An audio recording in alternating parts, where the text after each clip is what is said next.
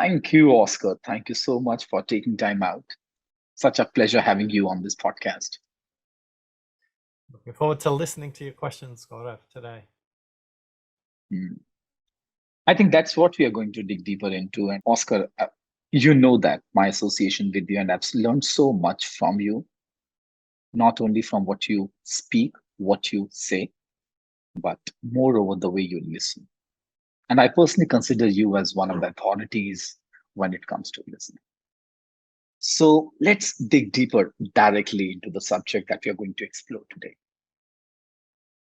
And let's start from the very basics. How is listening different from hearing? Hearing is purely an auditory process. Your brain is processing ambient sound. It might be the sound of the air conditioning in an office. It might be the sound of the traffic in the street. It may be the sound of a keyboard tapping. This is not listening. Listening requires your presence. Listening is how you make meaning of sounds. And for many of us, we're taught to listen and we're taught to actively listen. And this is one level of listening where we pay attention and listen to the words through hearing. But if we use our mind, we use our eyes, we use our heart, we use all our senses. There's three dimensions to listening to content. Most people only focus on the first. So hear, see, sense. Hearing, the first level, is just noticing auditory transmission. It doesn't mean you understand it. It doesn't mean you make sense of it. It means your mind is processing it. Your prefrontal cortex, this part of your brain just behind your skull.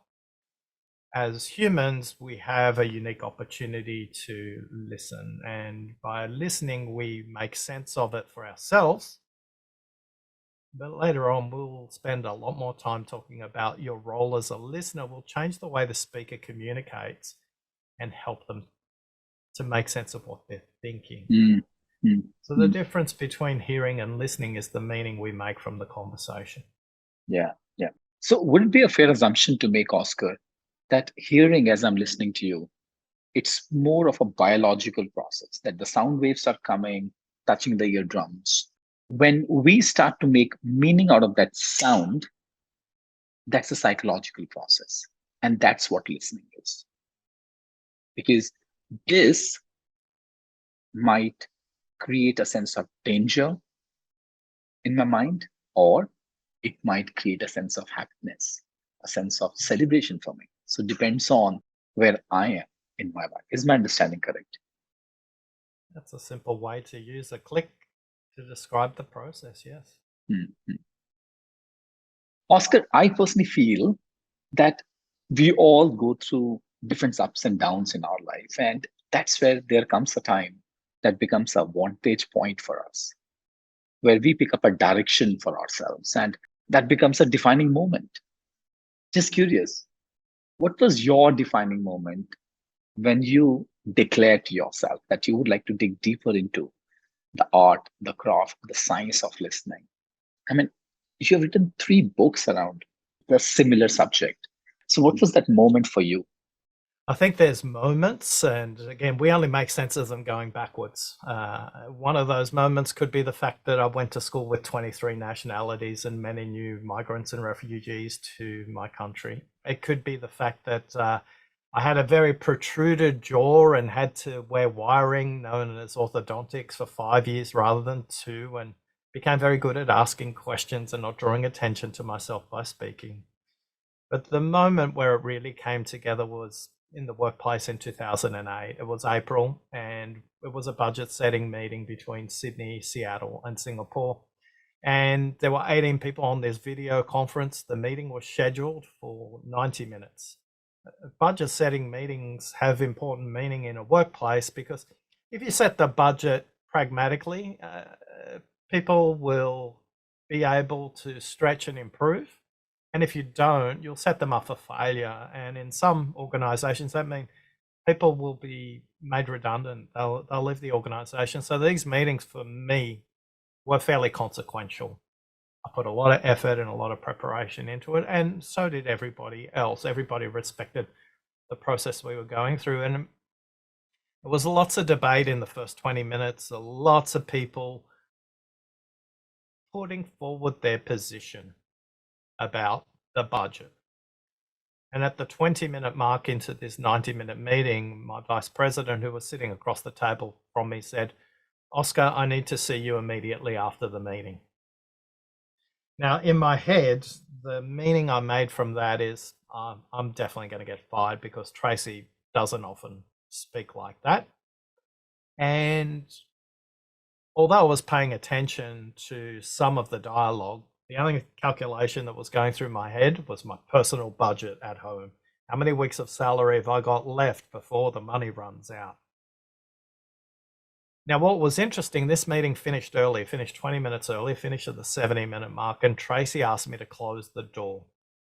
So I thought, great, I'm getting fired in private. And as I stepped towards her, back to the boardroom table, she said to me, "You have no idea what you did at the 20-minute mark, do you?" And I thought, I'm getting fired. I got 8 weeks salary left. I don't know why I'm getting fired. And I'm about to get told. As I sat down, Tracy said to me, "Oscar, if you could code the way you listen, you could change the world." And in this moment of profound listening on her part, and in this moment of profound insight on my part, the only thing going through my head was, woohoo, woohoo, I haven't been fired. And I think a lot of us, when we say something, we don't realize what the other person's processing. And the only thing I could say to Tracy in that moment was, "Tracy, do you mean code or code?" And she says, "Oscar, we work at Microsoft, code into software." And that's the quest that we've been on ever since. That, and I say we as the Deep Listening Ambassador community, a group of like-minded professionals who are on a quest to create 100 million deep listeners in the world. Mm. And so far, we've coded it into 3 books. We've coded it into the listening quiz. We've coded it into the Apple Award-winning podcast. We've coded it into the practice cards, 50 practice cards that people can pose a question to each other or pose a question to themselves to set them up on this journey. So I think that's the moment. And there's been a series of continual questions being posed to me, either by myself, by my clients, by people whose opinion I respect, who keep saying to me, like, at first, my quest was to get 10,000 listeners in the world. And a very good mentor of mine said, "Come back next month, add a 0. Come back next month, add a 0. And I think the difference between hearing and listening is action. And I came back each month and I'd figured out with spreadsheets and countries and downloads and courses and webinars how I could get from 10,000 to 100,000 to 1 million to 10 million to 100 million. And it was that tipping point between 10 million and 100 million where I said to Kevin, who was in Atlanta, who said, "Even McDonald's sells more burgers than that in a day, Oscar. Open up a few more franchises, it'll become a lot easier." But he also said to me, he said, "Oscar, if you can achieve it in your lifetime, it's probably not worth your effort. Be more ambitious." Now, will we get to 100 million? I don't know. We're about 9.5 million so far. But that's the journey we're on. And we're finding like-minded professionals all around the world who are happy to promote the idea. Yeah. Thank you, Oscar, for sharing that episode of your life. I still remember one of our conversation where you did mention that sentence when Tracy said, "Oscar, if you could code how to listen, you can change the world." And that stayed with me.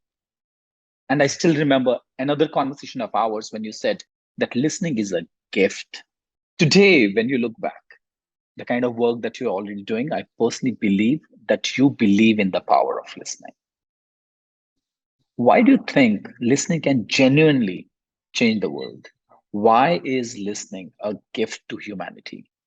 I think communication is the gift, and communication, half speaking, half listening. And most people in the workplace context, please bear in mind, everything I'm going to talk about is all researched in the workplace. And For me, I know by the first decade of somebody's career in a workplace, they'll have at least 2 training courses on how to speak with influence, how to speak with power, how to speak with empathy. So they have all these muscles around how to listen. And yet the manager they remember the most, or the teacher from school they remember the most. That really profound moment where somebody could not only hear what you'd said, but also heard your fears and your aspirations. This is listening. And when you can help somebody notice their thinking, because the dirty secret of listening is this: if all you're doing is turning up to try and make sense of what somebody is saying for yourself, it's about halfway there. The second half, the gift part of it, is a great listener changes the way the speaker communicates. It changes the way the speaker processes their thinking. A great listener helps the speaker make sense of what they're thinking, because rarely, and when you understand the neuroscience of listening, this is why it's so crucial that if people just knew these numbers, 125, 400, and 900, they'd understand the gift that listening is. So in the workplace, on average, you can think at 900 words per minute. Yeah, you can only speak at 125 to 150 words per minute. So the very first thing you say, the likelihood that that is what you mean is about 14%. Now, if you work in environments that are collaborative, competitive, they have conflict, they're resource constrained, you may be thinking it up to 1,600 words per minute.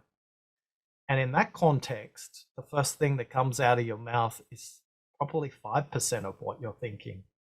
So the gift is to give the speaker another opportunity to go back into their mind, process what they're thinking, and then say the next thing. And you will know this. They will change the shape of their spine when they do this. They will change the shape of their shoulders. They will sigh. They will breathe out and exhale and go, now that I think about it a little longer, you know what's really important that I haven't discussed? Actually, what I meant to say was, and there are rows and rows of these beautiful code words that people will give you, but the biggest thing will change is the position and shape of their body. That will be your first clue that you know that you're helping them to listen to their thoughts and make sense and meaning of it. That's the gift. The gift is your ability to be in the presence of somebody. This is why animals can do this so well. Hold a presence so that the person in front of you can process not just the top level thinking, the level 1, as Danny Carterman would say, but it's their level 2 thinking. It's their deeper thinking. It's the part of their thinking that's very deep inside them. So when it comes to our listening can unlock so much more potential in the other person and the collaboration that the two of you or the group of you are going through in that moment. And it only takes 60 more seconds. Most people won't take the time to process that extra 125 words from the speaker. And yet when you do it well, the pragmatic, practical workplace gift of listening is meetings are shorter and you have fewer meetings. Thank you for sharing that, because I think that's a gift. And as I'm just reflecting, I can actually relate to people who have been listening to me. And every time when they listen to me, now I'm noticing it, how it actually changes the shape of my spine, how it changes the way I hold my shoulders, the way I'm breathing, and the sigh that you spoke about. And I think in all the conversations, when I know that I've been heard from the lens of the deepest possible listening, it does allow me to be a better communicator. It allows me to revisit my thinking and revisit the way I look at myself, the way I look at the world, the way I look at others, and the way I make meaning. Oscar, very interestingly, and since we are talking about workplace listening, and you have a lot of data to support that, be it when we are getting to a one-on-one conversation or when we are a part of a meeting, or when we are a part of a conflict or any argument, the number of words which are coming are very different. The interesting part is, Oscar, every time when you speak to people, they will tell you that how good listeners they are. Somehow we have been trained, or we have trained ourselves to believe that we are good listeners. How could we assist people? How could we build awareness in people where they are able to see the difference between what it means to be a good listener and where they are, what it means to be a great listener and where they are? What's your take on that? Well, I think the first thing we have to do is show some empathy and compassion for people. It's easy to pronounce, I'm a good listener. And yet the first thing we're noticing is our own self-assessment bias.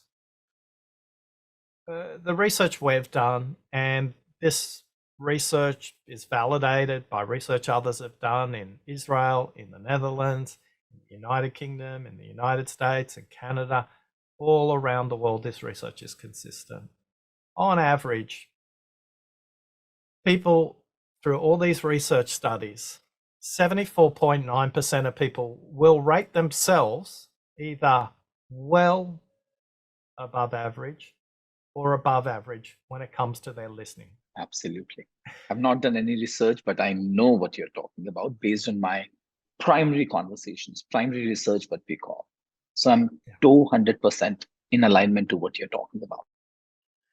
And this is because there's no universal framework of listening. You're taught math, you're taught a language, you're taught chemistry. Chemistry has a periodic table of elements. The periodic table of elements is exactly the same no matter which language you speak. Yet when it comes to listening, we don't have this framework. Now, the opposite happens as well in this research. On average, when you ask the speaker to rate the listener, they rate 12% of listeners, 12, or 6 times less is another way to say it, are either well above average or above average listeners. So when it comes to listening, the value of your listening is held by the counterpart, the speaker, the group. It's not held by you. That's like saying, I am a very good driver, but everybody else on the road is signaling with their lights and their horns and they're getting out of the way because you have self-assessment filters on. So most of us aren't taught how to listen. Most of us don't have a universal framework for listening. And we think we're good listeners because we just do it the way we have been taught through role modeling from our parents, from our teachers, from our workplace colleagues, from our supervisors. This is how we learn listening. Listening is very cultural, it's very educationally based, and it's very much part of your family origin as well. So be careful if you're saying, I wish you could teach my children how to listen, and you're already, as parents, you're already teaching your children how to listen. You're role modeling what listening is, and they're just copying you. Because as we know, our kids will do what we do. They won't necessarily do what we say. So the first barrier for most of us to listening is the fact we don't know what good listening is unless we've experienced it. And that's rare. It's like 2% of workplace employees have ever received any training in how to listen. Yeah. And I think if we could genuinely listen to the other person at the heart to heart level, and when you were talking about listening and understanding the intention of the other person, watching the other person, as you mentioned, listening with our eyes and listening with our senses, I think most of the challenges, the interpersonal challenges that we come across would get vanished automatically. I'm not sure they'll vanish, but at least we'll have a civil conversation and acknowledge our differences and acknowledge where we may agree to disagree rather than agree to ignore you. For many of us, when we're listening, we're pattern matching.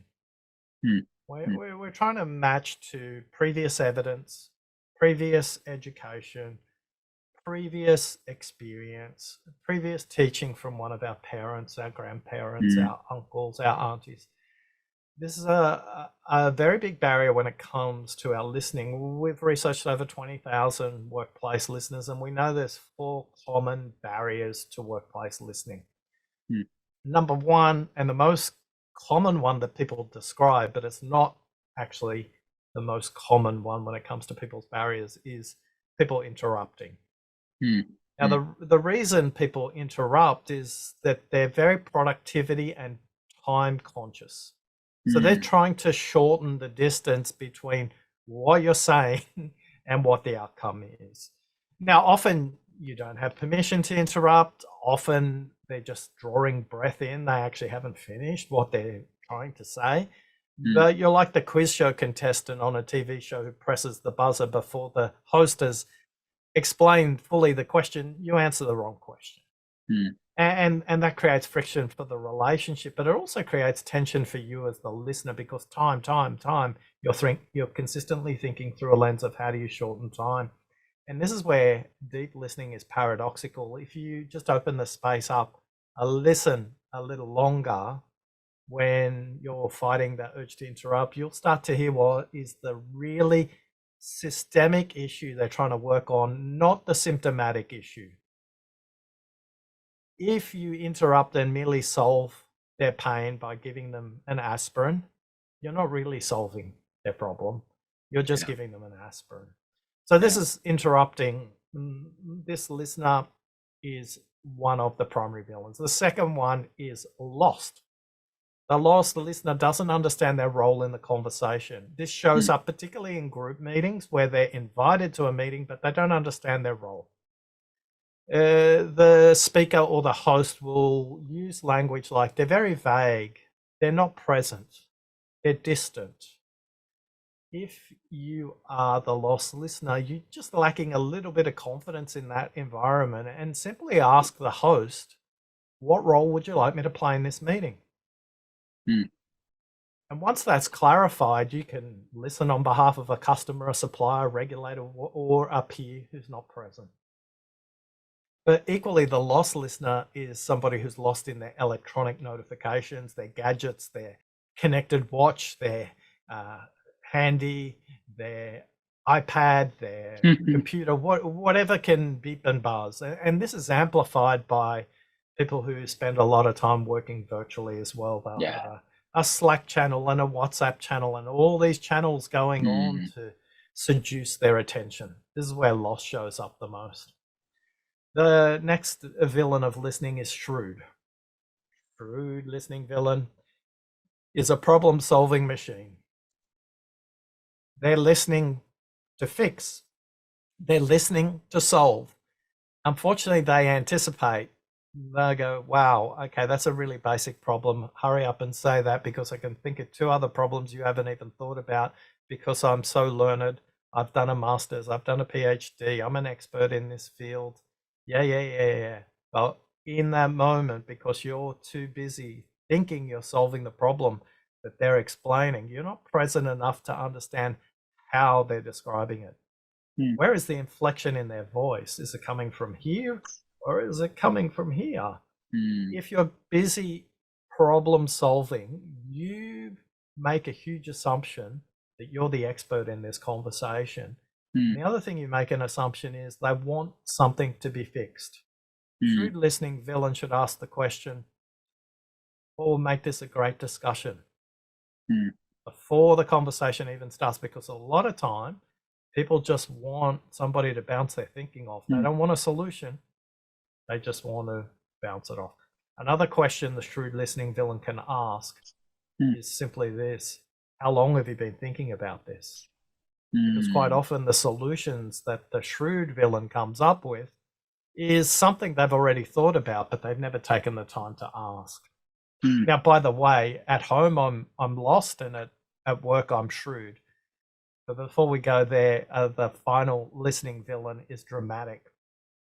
mm, The dramatic listening villain values the relationship between themselves and the speaker or the group. They want to form mm, an emotional connection to the speaker as quickly as possible. And in doing so, the speaker might use a phrase like, "Oh, I'm really struggling with my supervisor. They don't come to the scheduled one-on-ones. Our team meetings are a disaster. The merger is a mess." And the dramatic listening villain will try and form a connection really quickly and jump into the spotlight Mhm. and create a little bit more drama and go, "Well, if you think you've got a bad manager or supervisor, let me tell you about mine. Yeah. My supervisor, blah, blah, blah." And what they're trying to do is form a connection through a story. But what we know from our research is the speaker says, all they want to do is make themselves the center of attention. They're not Mm, listening to my story. It's not the same as them. mm, And the dramatic listening villain doesn't understand the difference between sympathy and empathy. mm, Empathy is I acknowledge how you feel, even if I haven't felt it. But when they move themselves into the spotlight and move the speaker out of the spotlight, they just take center stage and they love the drama of any conversation. So mm. dramatic, interrupting, lost, and shrewd, the four primary villains of Yeah. listening. Yeah. And that took us 2.5 years to come up with a valid data model in English speaking workplaces around the world. And Yeah. Thank you for sharing that. Oscar, you spoke about pattern match. Tell me more about that. How does that become a barrier? My limited understanding of pattern matches when I'm listening, I'm trying to relate to where you're coming from, why you're saying what you're saying, specifically the what part of it. I will quickly revisit my archive or I'll revisit my library, pull out a book. Hey, this is exactly what you're saying. Is that what you're saying? Yes, this is what I have read. And we would be on the common page. How is that a barrier in listening? I think there's two levels. The first level is really an important distinction to understand the difference between a good listener and a great listener. A good listener listens to the content and tries to make sense of it for themselves as the Mm, listener. This is interesting, but not ultimately useful for the speaker or the outcome or the agenda. A great listener helps the speaker make sense of what they're thinking. They don't need to understand it. And this is where people take up way too much time and why meetings go on and on and on forever. They'll say phrases like, help me understand. Do you mean this or do you mean that? It's like, I just need to process this outcome. If it's connected to the outcome, yeah, maybe you need to understand the content or the mm, context. But in the vast majority of one-on-one conversations and also in meetings where you're the host, your role as the host is not to make sense of what they say. Your job is to help them make sense of what they're thinking. mm, And when we do, they actually say what they mean, mm, and then we can move on. And then we can go to outcome. Then we can go to progress. Then we can go to make sure that we got milestones and tracking on all of that. But the majority of times, people are listening levels way, way, way below where the dialogue needs to be at. And mm, here's how it shows up. The point you made is very simple. There are two ways to attend to the world: mm, listening for similarity, listening for difference, mm, listening for the familiar, listening for contrast. mm, Now, neither is correct or incorrect. Most people who have been trained in some kind of educational system are trained to pattern match. That is mm, the purpose of the education. It is the mm, rare educator who helps the scholar, the student, to understand that mm, if you're present to difference, if you're open to variation, mm, you can simply understand this. 3 is half of 8, mm, 0 is half of 8, and 4 is half of 8. Now, if you're mm, pattern matching while you're listening to that, you're going, 3 is not half of 8, Oscar, 0 is not half of 8. Yes, mm, 4 is half of 8. You finally got it right. mm, Mathematically, 4 is half of 8. But if you draw the figure 8 on a piece of paper and tear it in half vertically, you have a 3. And if you fold that exact same piece of paper in half horizontally, you have a 0. And mm, most of us won't be open to any conversation that the answer isn't 4, because our education, our evidence, our patterns have taught us that 4 is half of 8. Whether that's on the Earth or on the Moon or in Mars, whatever galaxy you want to deal with, 4 is half of 8. You're wrong, Oscar. 4 is half of 8. 4 is half of 8. And that is one orientation to the world. That is pattern matching for similarities and listening for similarities. But if you're actually open to listen to difference, you'll explore different perspectives in a conversation. And I'll put this in the context of a team meeting. So often we'll get stuck into groupthink. We'll go, yes, we all agree. This is what we should do. And this is what we're doing. We're listening, all of us, for similarities. A great host in that moment, or a leader, doesn't have to be the host of the meeting, could ask a simple question. What does this mean for our competitors? What does this mean for our regulator? What does this mean for government? What does this mean for somebody who was operating a similar business overseas? And we're trying to create difference, get people out of their pattern to go, oh, gee, I didn't even think of the competitor in this conversation. So often if I'm hosting a meeting where I've been invited into an executive team and they will be debating furiously. I remember one time very clearly, I was working with a group of actuaries. Actuaries calculate in insurance companies either how long you'll live for, or the likelihood your car will have an accident, or something to go wrong with your house. These are very, very, very smart people. And in this meeting were a group of actuaries who were setting up the price, and a group of sales and marketing people who had to take that price out to the market and get the customers to buy it. And all there was a binary discussion. And the discussion was the price is too high, the price is too low, the price isn't profitable, all these internally orientated conversations. 2 hours in, my host turns to me.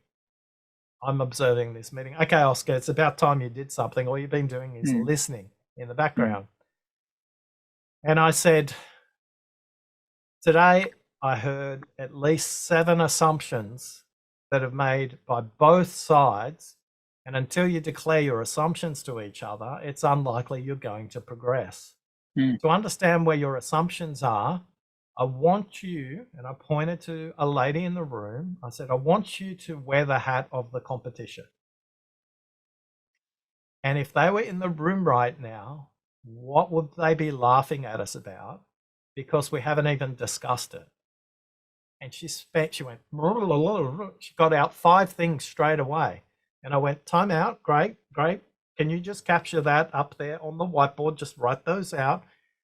And then I turned to the actuaries in the room and I said, I want you to do the same. And I pointed to a very tall man and I said, I want you to tell me what the regulators would say right now that they would want to understand more about this. And straight away, 1, 2, 3, 4, 5, he was off. I think he got 13 out. I said, great, go and put them on the whiteboard. And what I said to them is, you haven't even debated this yet. Please declare what your assumptions are before you debate the data. Now, they spent 2 hours like this, banging away, because they were all pattern matching and listening to their own similarities. In that simple question where I took them out to competitors and regulators, they started to listen for difference. The meeting finished in 15 minutes after that, because they all declared their assumptions and they went, oh my goodness, then our price should be this. Yes, we've got agreement. And something that was scheduled for 6 hours finished in 2.5 because people were listening on the wrong level. Now, if you had to add up all the salaries in that room, the ROI would be awesome. But the ROI for the customers and the regulators was even higher because they actually exposed their assumptions. Now, many of us in a workplace rarely do that. We rarely say, this is how I've come to this conclusion. And people get so worked up about defending a position because they're pattern matching for similarities, not for difference. So this is the crucial thing. Neither is correct or incorrect. Yeah.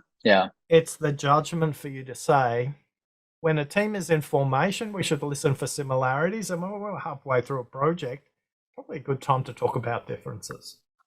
And I think you brought a very important aspect in this conversation when we spoke about, am I listening for similarities or am I listening for differences? You spoke about assumptions. I personally believe that there are times our assumptions become the biggest hurdle in my ability to connect with the other person, to listen to the other person. This is like the glasses that I'm wearing. Is there any way, Oscar, I'm just curious, that could allow an individual to visit and revisit the assumptions they are operating from and challenge themselves? Because in the case of pattern match, we only tend to validate what we already know. Now, in that case, in every conversation, I am only solidifying the assumption that I'm operating from, which neither is serving me nor the environment that I'm a part of. So, first of all, assumptions get a really bad rap. Assumptions are mental shortcuts, so we don't have to calculate the value of gravity every day when we get out of bed, because that, we assume that there's gravity, and they assume when I put my feet out of the bed, gravity is going to make sure I can stand up. And there is a wide number of these assumptions, mental models, heuristics that we use every day to shortcut things. The skill is to be conscious of, is this assumption useful for the meeting I'm participating in? When is it unlikely to be useful? There's a couple of code words I'd love everyone to listen out for, because this is how you can notice the assumption from the speaker as well as from you. You'll use words like always, never, precisely, exactly. When you start to hear these words in English vocabulary, they're known as absolutes. The word never, the word precisely, these are all variants of these absolutes. This is a clear signal, like you're in a shopping mall and you come up and you're lost and you don't know where to go. You go up to one of those big screens that says, you are here. And to get to where you want to go, but it's got this big arrow. And the big arrow, when it comes to assumptions in the shopping center in your own mind, is these words. You are here with the word always, never, precisely. All these words are good words for you to go, oh, okay, well, if I'm using that word or they're using that word, help me understand how you've arrived at this outcome, at this proposition. We don't spend nearly enough time talking about how to have the conversation, and we jump straight into what to discuss. I have a client in the UK. She's very famous for this phrase now. It's almost a giggle for her now. She starts every conversation like this. What would make this a great conversation for you? Now, I taught her to say, what would make this a great conversation? Full stop. She's added for you. I warn her and say, look, if you just say for you, they're unlikely to come back and ask you the opposite question. What's been the impact of her asking that question? She assures me that all of her meetings are a minimum 30% shorter, because we're discussing how we want to have the conversation. And by the other person, often they'll be taken aback and they go, oh, that's a good question. Actually, what I'd like to achieve is this. Notice the word actually, which means we're getting into their level 2 thinking. When they use that word, actually, sometimes they might ask the other person, so what will make this a great meeting for you? And sometimes they won't. In the majority of cases, they won't. But in this client's case, where she's doing a lot of meetings every day, she's been able to shorten them by a minimum of 30% by simply asking that question, because then the conversation is focused on that outcome. In a 1-hour meeting, if you can ask every 15 minutes, hey, at the beginning of the meeting, you said this would be a great outcome. Whatever they declared at the beginning, what would make this a great conversation for you? Often they'll say at the 15-minute mark or the 30-minute mark, I've got what I need. Let's call it a meeting. And the meeting finishes earlier. Now, what you choose to do with that time is completely up to you. But when you expose your mental model, when assumptions are known, and when you listen for differences and not merely default into similarities, all of a sudden opportunities open up because time becomes simpler. Ultimately, if you can hold so tightly, 4 is half of 8, 0 is half of 8, and 3 is half of 8. You can remember that from today. Am I right now trying to argue 4 is half of 8 in this conversation when there are a minimum of 2 other possibilities? I'm sure there's some great mathematicians out there who will tell me something about infinity as well. In fact, you spoke about levels of listening. You also you gave this example of this lady, and especially uh, when you spoke about that 3 is the half of 8, 0 is the half of 8, so is the 4 of half of 8. And I'm just wondering in my life, where do I get into an argument with the other person from a space of 4 is half of 8, where I'm not being able to look at the other perspectives? As you mentioned, in any situation, there are at least 2 other perspectives that we are not being able to focus on. So where am I pattern matching? Where am I looking for similarities and where am I looking for differences? Before you ask those 2 questions, notice that you're pattern matching right now. And the question I want to pose to you is pattern matching going to be useful for the balance of our conversation, or would you like to explore some difference? Explore some differences. Okay. Yeah. So were you even conscious that you were pattern matching? I was not. Okay, this is how ingrained it is. Take your time. So then 3 questions. First question is, you spoke about level 2 listening. So theoretical question, what are the different levels of listening? Second question, what's the connection between listening and age, if there is any? Third question, where are pattern matching not useful for a leader? So these are the 3 different ways we can get into. I'll leave it to you. Rather than leave it to me, the question we should be asking is, which one of those 3 questions would help the audience the most?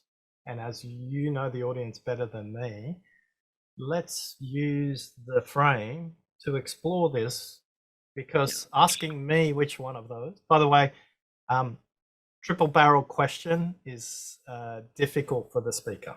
Yeah. So let's start with the first one. What's the connection between age and listening? And then we'll come to the other 2 questions. Listening doesn't necessarily improve with age. In fact, hearing declines with age. As you mentioned, it's a biological process. So we struggle with listening. So we collect year of birth in our database. And there is no material variation in the way people listen based on age group, except for one key criteria. That is the level of interruption marginally declines. Interrupting or listening villain shows up less in older people. They're much more comfortable with space. They're comfortable with pause. Unfortunately, this is paralleled by shrewdness, because they have such a rich history of experience. They try and solve and fix. So there is no upside to being an elder and being unconscious about your listening. And the opposite is true. When you're younger, Shrewd shows up less, interrupting shows up a little less, because you want to show deference to your elders in most of the cultures these surveys are taken in. So the only thing we know that materially changes in people's listening is their ability to process auditory, meaning their hearing heavily influences. You should get a hearing exam as often as you visit a doctor. If you visit a doctor once a year for annual health checkup, get a hearing exam. Or if you get an eye test once a year, get a hearing exam, even if it is the baseline, what kind of frequencies you're able to listen to, because that will reduce over time. So we don't become better listeners because we're older. We have a bigger evidence base to pattern match against, and that becomes another way that holds us back when it comes to our listening. A follow-up question, because you do a lot of work in the space of workplaces, right? What, according to you, based on the research that you have done, the kind of work that you have done in different organizations with different teams, what have you noticed is the difference between a great leader and a manager? Is there anything startling difference that you've been able to notice? Yeah, I noticed this through a listening lens, and that's probably not the intent of your question, but that's where I'll start from. I think a manager listens to what's said, and a great leader listens to what's not said. They listen to those extra 125 words. They listen for that much more holistic approach. They listen more for system and less for symptom. They're Mm, listening for regulators. They're listening for customers. They're listening for competitors. They're listening for system. They're listening for process. When somebody says, oh, boss, this is broken, they don't try and fix it. The first thing that goes through their head is, what are they describing? What is that connected to? Because it might be connected to other departments. It might be mm, connected to a website. There are a myriad of things that could be connected to. And this is listening to what's not said. You want that person to explain a little bit more what's mm. not said. So quickly, I'll take you through the 5 levels of listening. Level 1 Yeah. is listening to yourself. Level 2, content, what you see, Mm, sense, and hear. mm, Level 3 is context. The context is how it's said. So this is about listening for adjectives, verbs, pronouns, absolutes. This is about listening to the backstory and for their backstory as well. mm, Because a lot of us just listen to the very first thing people say. Level 4, what's unsaid. This is the extra 125, and the extra 125, just give them one more chance to say what they think mm, and one more chance to say what they mean. And then level 5 is listening for what's unsaid through meaning. What is somebody making of this? Earlier on, you used a phrase which said, challenge myself. And often I ask people to reflect on the language. Challenge your thinking, no problem. Challenge yourself, that's a bit more fundamental. Your identity is something that people spend a lot of time. So in the workplace, they might say, I need to challenge my colleague on that. What I would say is challenge a colleague on the task or the outcome, but don't challenge the colleague. You can have a very neutral, non-conflict based conversation when you're focused on the task. And this is why when you attack somebody's identity and what it means to them, you're unlikely to get them to move from their position. But if you work on the mm. task or the outcome, you have a very open conversation that What says a, 3 is half of 8, 0 is half of 8, 4 is half of what a 8. beautiful thought. Yeah. Yeah. So every time when I'm challenging somebody, it's a threat to his identity. It's a threat to their identity. And that's where I look for protection instead of connection. And thus there's no growth. There's no psychological safety out there. That's got you thinking. Well, that's Mm, gone pretty deep for you. Tell me mm. more about that. And for me, that's a pause moment because I'm reflecting in my team. How many times do I challenge my team members? Do I challenge my peers rather than challenging the task in hand, rather than challenging the behavior which might not be supporting? And thus, unconsciously, I'm creating a psychologically unsafe place. And I'm not surprised the way they react to me. The same principles are also available, they're applicable in our families as well. Mm. And why do you think, why do people attack the other person's identity? They're not conscious of it. Mm, If you're lucky enough to be watching this on YouTube, on the video, you'll have seen a very noticeable change in your body state. mm. When I ask you that question, did you notice your body Yeah, state changing? yeah, For yeah. those who are listening only, how would you describe the change in your body state? I think the way I was sitting straight. The shoulders were perpendicular to my spine. And while I started talking, while I started reflecting, I could see I shifted my chair. My hands came closer. They were supporting my chin. My head went down. My eyes were closed and I was reflecting. I was in deep thought process. And there was a pause, I think, while I was breathing, there was a pause. And in my mind, I started revisiting different scenarios where I have behaved in my life that I should not have. that you were not conscious of. Mm. Be kind to yourself. Yeah. You now have entered a different state of consciousness. It's what you do with it now. Mm. No, you cannot change what you have done. It is a gift to today for us to Mm. know that we need to make the change. And this, for those watching, is the power of the listener being able to shape the way the speaker can communicate what it means to them. Just Mm. by noticing the body, I was able to pause and ask, make the invitation to share. Now, even though you were thinking it, the act of verbalizing changed the way you made meaning from that conversation as well. Yeah. Yeah. Yeah. And I think I will revisit from where we began when you said that when listening is happening, it allows the person to communicate better, revisit their thought process, get better clarity, and make a better meaning for themselves, for others, for life, and the world. And also, it would be visible in the shape of the spine. It would be visible in the way I was holding my shoulder, in the way I was breathing, and the sigh that you spoke about. Oscar, last question here. It can add some value to this conversation. What are those scenarios where pattern match may not be helpful for either of the parties involved in the conversation? So let's talk about where pattern match is useful, and then we'll talk about where it's not. Hmm. So pattern match is very useful in systems that are in stable states, that are predictable and routine, where change is incremental and not a step change.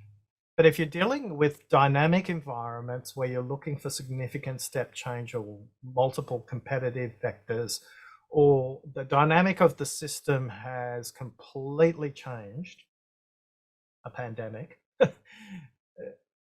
these patterns of thinking around how do I pattern match to the past as a heuristic doesn't become helpful to us as a group. And this is where it becomes really important in brainstorming meetings that we never say anything is wrong in the brainstorming. We can only say, how do we build on that idea rather than tear it down? So in brainstorming, if somebody puts up an idea and somebody says, yes, but we tried that 2 years ago and it didn't work, pattern matching is present in that. As opposed to, we tried that 2 years ago, it wasn't a great outcome. I'd love to explain to you the context so we can build on that to make it a better idea for next time. So there's a very simple practical example in a workplace group setting where pattern matching is unproductive because the system has changed, the dynamic within the system, there's high levels of collaboration required, high level of competition, possibly high level of conflict, high levels of resource constraint. All of these elements are ingredients. Now I should be listening for difference because I'm dealing with step change. I'm not dealing with incremental. Now, this is a broad generalization and an example of an assumption. So what I would say is be conscious around a simple question. At the beginning of the meeting, if you say, what will make this a great meeting? Use that question as an anchor every 15 minutes in a 1 hour meeting. And at that 15-minute mark, if you're asking that question, ask yourself the next question for the next 15 minutes. Should we be diverging or should we be converging the way the group approaches this? And the Wow. answer to that question is not in the hands of the host. The answer to that question is actually in the group. And when you listen to the group, its power is exponential. When you just listen to your own idea, the power is linear. Hmm. What a practical application of what we have been speaking about. Oscar, thank you so much for your wisdom, for sharing your experiences. And I think the nudges that you could scatter in this conversation, it helped me to revisit where I am in this conversation, get deeper in my own listening, watch what you have been talking about. So I think very rare you come across conversations where you see the practical application then and there. Otherwise, the conversations happened 30,000 miles above ground, and you have to revisit that conversation to pick up one nugget from there and say, how can I apply that? But I think the way you assisted this conversation, both from the role of a guest and from the role of an interviewer as well, I think I'm highly indebted to you. Thank you so much for being such a wonderful guest. Much respect. Thank you. It's a pleasure. And just remember, these are not my ideas. These are only ideas that are coming through me at the moment. I'm just lucky enough to catch them and transmit them to everybody. I'm looking forward to seeing you at the conference. If you're looking forward to coming to the conference, thanks for listening. Namaste.